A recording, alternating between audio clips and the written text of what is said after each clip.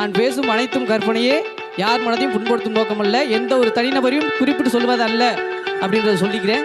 சேஃப்டிக்கு தான். ஏன்னா உங்கள் அனைவரும் நிகழ்ச்சிக்கு வர இருப்பது மகிழ்ச்சி. நான் உங்கள் ஆவுடைய.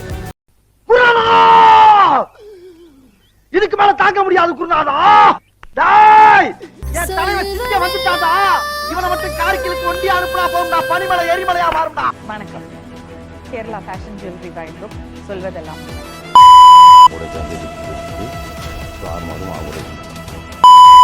அது எப்படி அது முதல் மனைவி இருக்கும்போது ரெஜிஸ்டர் பண்ணுவீங்க? ஒரு பையனால எனக்கு ரொம்ப பிரச்சனை மேடம். என்ன ஆச்சு? கொஞ்சம் விவரமா சொல்லுங்க. நீங்க போய் சொல்றீங்கன்னா நல்லா தெரியும். இல்ல மேடம், உண்மைதான் மேடம். பொண்ணு பார்க்க போனதுக்கு நீ யாருன்னு கல்யாணம் முடிச்சு வச்சிருந்தவளை எங்க மேடம்? ஒரே வேற ஒருத்தவங்க கொண்டாடியே கல்யாணம் போவோம். நானும் பிற நான் கல்யாணம் பண்ண மாட்டேன்.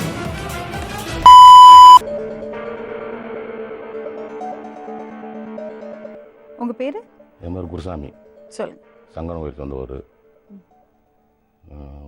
ஏற்கனவே கல்யாணம் ஆகியிருந்தேன். நான் முதல் மனைவி பிடிக்காமல் பிரிஞ்சிட்டோம். நான் தான் மெயின்டெனன்ஸ் பார்த்துட்டு இருக்கேன் வரைக்கும். ஆனால் 2 தான் கல்யாணம் முடித்தேன். பேட்டரியே நிக்காத மொபைலுக்கு சொந்த ஊர் தூத்துக்குடி மாவட்டம் சாத்தாங்குளம். அங்கே போய் வந்துட்டு இருக்கும்போது ஒரு பையனோட பழக்கம் ஏற்பட்டு. முதபோனிய கள்ளக்காதலா? அது எனக்கு தெரியாது. இப்போ 1 வருஷத்துக்கு உட்பட 6 மாதமாக அப்படியே அவங்க கூட சேர்ந்தே சுற்றிக்கிட்டு இருந்துக்கிட்டு இப்போ 6 மாதமாக அவங்க கூட இருந்துட்டான். ஒரே கள்ள உறவா இருக்கேடா. நல்ல உறவுல ஏதுடா கிக்கு? இருந்துட்டு அவங்க கூட டார்ச்சர் தாங்க மாட்டாமல் இப்போ வந்துக்கிட்டு அவங்க கூட நான் இருக்க போகிறேன் வைக்க போகிறேன் அப்படின்னு சொல்லிட்டு இருக்கான். வந்திருக்காங்களா உங்களுக்கு? ஆமாம். அப்புறம் என்ன மேட்ரு முடிஞ்சிருக்கோம்? இந்த பையன் என் கூட தான் இருக்கான்னு சொல்லிட்டு என்ன கொலை பண்ணிடணும் மிரட்டிக்கிட்டே இருக்கான். எனக்கு வர்ற ஆத்திரத்துக்கு அவனை கொலை பண்ண போறேன். உங்களை எதுக்கு மிரட்டுறாரு அவரு? அவள் என் கூட இருக்கதாக அவனுக்கு நினைப்பு. உங்க மனைவி தானே அது? 2வது மனைவி. பெத்தாலா இல்ல யானை கக்குச்சாடா. இவளை வந்து 2வது கல்யாணம் முடிச்சிருந்தேன். 7 வருஷம் ஆனாலும் மனைவி தானே? மனைவி தான். 6 மாதம் அவங்க கூட போய் இருந்துட்டாள்ல. இருந்துட்டு இப்போ அவன்கிட்ட இருக்க மாட்டாமல் என் கூட வந்து இருக்கணுக்கா. ரொம்ப நல்லவன் போல பேசாங்க. எரிச்சலா இருக்கு. உங்களை பத்தி எனக்கு எல்லாம் தெரியும். என்னமோ இவங்க தான் ரோக்கிய மாதிரி ஃபுல்ல நடிப்பு. இப்போ 1 வருஷமாக 6 மாதத்துக்கு முந்தி அவங்க கூட ஒரு படம் சுற்றி இருக்க வச்சிருக்கா. அது போய் 6 மாதத்துக்கு பிறகு அவங்க கூட போய் கண்டினியூவாக இருந்துக்கிட்டா. இதெல்லாம் கண்டுக்கிறப்படாது. ஏன்னா இது வாலிப வயசு. ஓ, அந்த மனைவி அங்கேதான் இருக்கு. விவாகரத்தை வாங்கிட்டீங்க? வாரத்தில் ஒரு சும்மா 10 ரூபா 10 மட்டும் எழுதி வாங்கிக்கிட்டேன். ஆமாம்.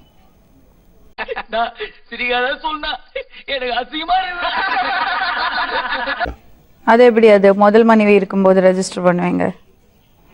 அப்படியா? அவங்க அப்சேஷன் தெரிவிக்கல முதல் மனைவி.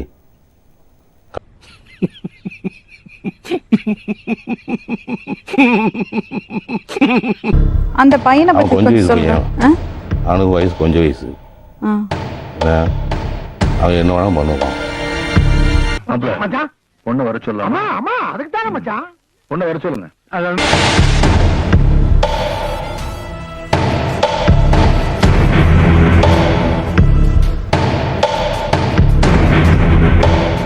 அக்கா, பொண்ணு வருது.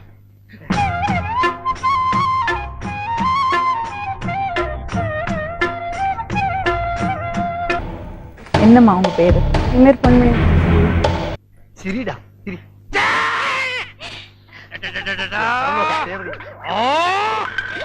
என்னம்மா பிரச்சனை? ஒரு பையனால எனக்கு ரொம்ப பிரச்சனை மேடம். என்ன ஆச்சு? கொஞ்சம் விவரமா சொல்லுங்க. சொன்னா தீத்துற போறியா? என்னால முடிஞ்சதை செய்யறேன், சொல்லுங்க. ஒரு போன் வந்துச்சு. ஒரு போன்ல நான் அவன்கிட்ட பேச ஆரம்பிச்சேன். அதே ஆரம்பிச்சு டார்ச்சர் பண்ண ஆரம்பிச்சிட்டான்.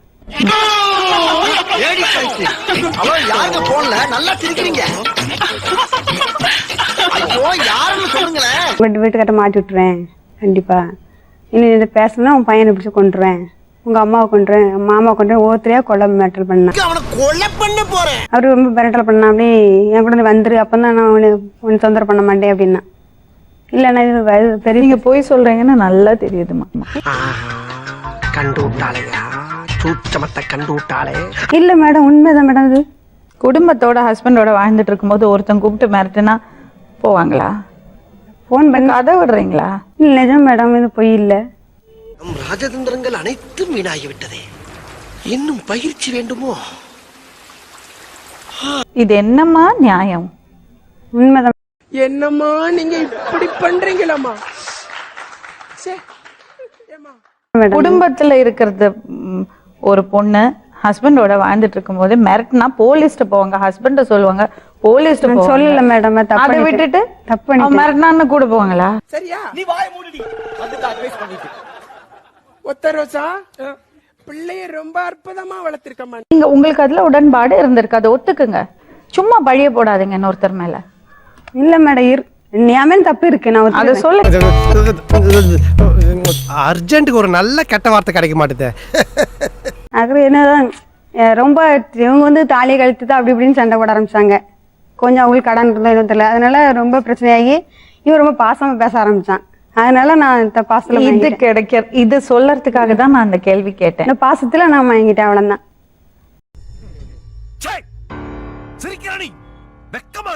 வேற ஒண்ணும் இல்ல. அவர் பிரச்சனை ஆரம்பிச்சோன்னா என் கூட வந்து இருந்துரு, நான் எங்க அம்மா என்ன ஒண்ணு நல்லா பாத்துக்கிடுவேன் அப்படின்னு சொன்னான். பெரிய சோழர் பரம்பரை. இவர் ராஜராஜ சோழன், அவர் ராஜேந்திர சோழன். தஞ்சாவூருக்கே இவங்க 2 பேரும் தான் வாரிசு. இந்த பெருச்சாளி கண்ணுக்கே தெரியாது, இது கண்ணுக்கு அழகா. சரி, நான் அவங்க கூட போய் கொஞ்ச நாள் இருந்தேன். அப்புறம் எங்க அம்மா அப்படி திடீர்னு அப்படி போயிருந்தீங்க? இல்ல அப்படி இல்லைன்னா இது பாசம் எங்க கிடைக்க அங்கதான் மேடம் போமாச்சு, இல்லைன்னா போயிருக்க மாட்டேன். டேய், இந்த ஆக்ட் குடுக்குற வேலையெல்லாம் என்கிட்ட வச்சுக்காதடா. நீ யாருன்னு எனக்கு தெரியும், நான் யாருன்னு உனக்கு தெரியும். நம்ம 2 பேர் யாருங்கிறது இந்த ஊர் உலகம் என்னத்தை சொல்லுங்க, குடும்பத்துல எல்லாரும் என்ன சொல்லுவாங்க யோசிக்கலையாமா? அது யோசித்தேன் மேடம். யோசனை இருந்தாலும் அப்புறம் உன் பிள்ளைய கொண்டேன், உங்க அம்மா கொண்டேன், உங்க மாமா கொண்டேன், உங்க வீட்டுக்கார கொண்டேன் அப்படின்னு ஒவ்வொருத்தரையும் கொலை மெட்ட ஆரம்பிச்சிட்டான்.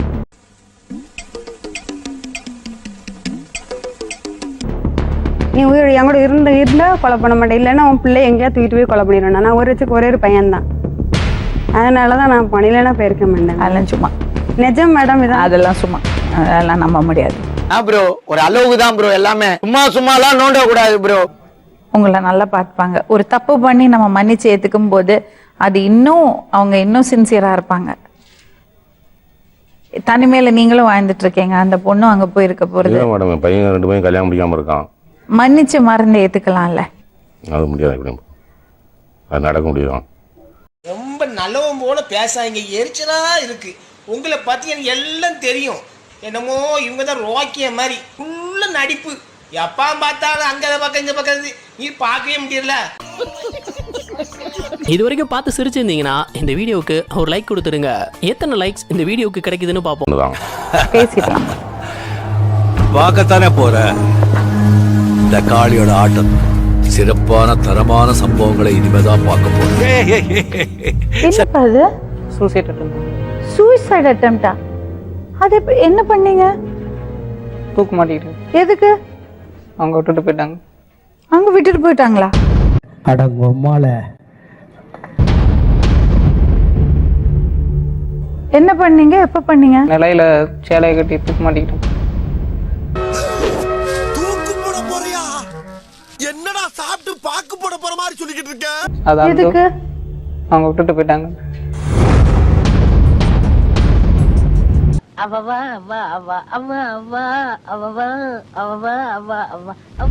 எதுக்கு நீங்க அவங்க குடும்பத்தோட வாழ்ந்துட்டு இருக்கிறவங்கள போன் பண்ணி பேசி இப்படி எல்லாம் பண்ணீங்க? இதெல்லாம் கண்டுக்கிறப்படாது, ஏன்னா இது வாலிப வயசு. என் கூட கூட்டு வந்து தான் வச்சிருந்தேன். என் வீட்டுல நானும் என் அம்மா இவங்க 3 பேரும் தான் இருந்தோம். இவங்க 7 மாசமா என் கூட தான் மேடம் இருந்தாங்க. இவங்க இருந்ததுனால இப்ப என் ஊருக்குள்ள எப்படி பேசுறாங்கன்னு தெரியுமா மேடம்?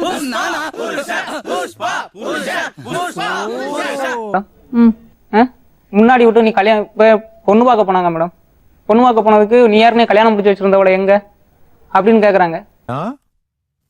ராஜா புஷ்பா புருஷனாமா நீ அண்ணன்ட்ட ஒரு வார்த்தை சொல்லிருக்கலாம்ல. நீ எதுக்கு அவங்க குடும்பத்தோட இருக்கிறவங்கள போன்ல பேசி இது பண்ண? நான் ஒரு இது யதார்த்தமா பேசி இது பண்ணிட்டேன் மேம். அது ஒரு விபத்து மாதிரி நடந்துருச்சு எங்களுக்கு. யதார்த்தமா கேட்க நான் பதார்த்தமா விட்டு கொடுத்துட்டேன். பதார்த்தமா விட்டு கொடுத்தியா? நானும் அம்மாவும் ஏத்தாப்புல வீடு எடுத்துட்டு இருக்கோம், நீ ஒரு பண்ணை பார்த்து கல்யாணம் பண்ணிக்கோ அப்படின்னு சொல்றேன். எனக்கு ஏத்தாப்புல ஒரு வீடு எடுத்து கொடுத்தேன். இதே 11 சொல்லிக்கிட்டு இருந்தா எனக்கு எப்படி மேடம் இருக்கும்? மாமா கோவம் வந்துருச்சு. இனி அவர் மேல ஒரு அடி பட்டாலும் எரிமலை வெடிக்குண்டா. ஒரு கூட வந்து இவ்வளவு தாலி கட்டி கூட வந்து வச்சிருந்திருக்கேன். நான் வச்சிருந்தே இப்படியே சொல்லிக்கிட்டு இருந்தா நான் என்ன மேடம் செய்ய? அதனாலதான் அடிச்சிருக்கேன். அவரோட பொண்டாட்டிய கூட மேடம் அவரே வேற ஒருத்தவங்க பொண்டாட்டிய கல்யாணம் போ, நானும் பிற நான் கல்யாணம் பண்ண மாட்டேன்னா எல்லாம் டெக்னாலஜி. அவன் செஞ்சது தப்புமா, என் பிள்ளைலாம் தப்பே பண்ணலமா, அவதேமா விடவே மாட்டேன்ட்டா. ஏன் உனக்கு இந்த வேலை? நீ வாங்குற இந்த 10-5 பிச்சைக்கு இது தேவைதானா? ஒரு அந்த பொண்ணோட 18 வயசு பையனுக்கு இதுல விருப்பம் இல்லையாம்மா? அந்த 18 வயசுக்குள்ளே விட்டுட்டு இவ ஏமா என் மகன்கிட்ட வந்தா? நீ கேட்ட ஒவ்வொரு கேள்வி என்ன செருப்பால் அடிச்ச மாதிரி இருக்குடா. மாதிரி இல்ல, உண்மையிலே செருப்பால தான் அடிச்சது. இந்த பிரச்சனை அவங்க முடிச்சுக்கிட்டோம். ஆமாம், எல்லாரும் போய் என் உயிரை நான் காப்பாற்றணும். நீ என் கூட கண்டிப்பா நீ வந்துதான் ஆகணும். நீ இல்லைன்னா எனக்கு கண்டிப்பா நான் சாகத்தான் செய்யணும். இல்லைன்னா உன் கையால என்ன கழுத்து நெரிச்சு கொள்ளு எனக்கு.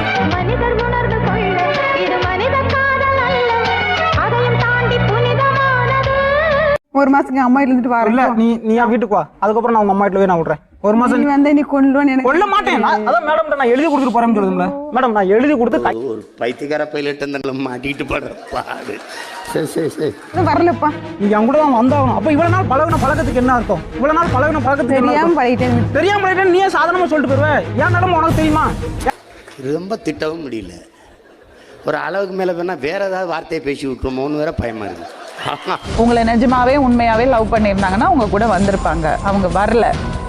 நான் சொல்றது கேளுங்க, இதெல்லாம் கீழ்ச்சி போடுங்க. இந்தாங்க. அட உண்மை காதலே இல்ல சித்தப்பு, இங்க ஒருத்த சாவுறான் ஆனா ஒருத்தன் வாடுறான். இதெல்லாம் வேண்டாம் உங்களுக்கு. ஒரு புது வாழ்க்கை ஆரம்பிங்க. என்னால வாழ முடியாது மேடம். சொன்ன கேளுப்பா. நான் நன்றி, தேங்க்ஸ். சரி.